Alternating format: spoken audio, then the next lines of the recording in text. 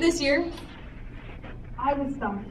Because I knew these awards were going to come up at the end, and I was like, oh, improved? Like, they've all improved so much. Like, for example, if I just look over here, yeah, no, Scott, it's not. So, like, Blaine, you did amazing this year. Amazing, you've come so far. Josh, you've been great. Brett, that one sound that one day, like, super loud, just gotta say, very, very loud. It was awesome. But these people improved so much that it was really hard to figure out who to give this award to. Now, it's kind of funny because she's in the same family as the person who won the grade 7 award. So, Hunter Rackhaven.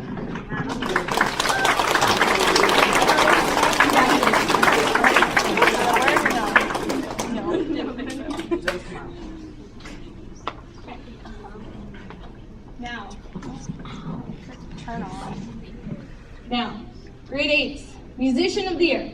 This one was really hard. Very, very hard because I have some very talented musicians, some of which went to Honor Band, which is a group of like-minded students who love to play. So a few of them went to that.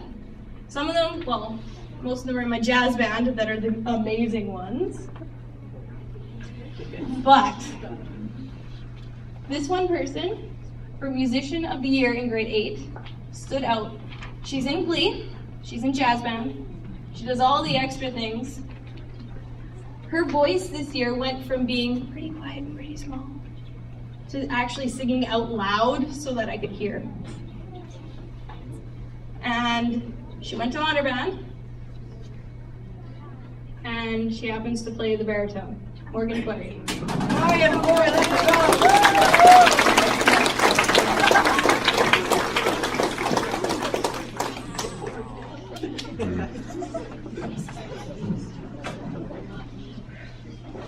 Sorry, Scott, maybe next year. A little harder. Okay, so now we have the seniors. This year is a unique situation. We have 9 through 12 to consider for these awards. Most improved this year. I've seen vast improvement in all of my grade 9s. It's been crazy.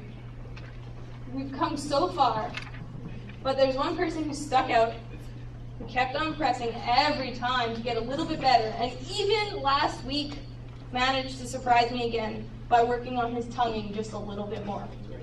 So, Jory Erickson.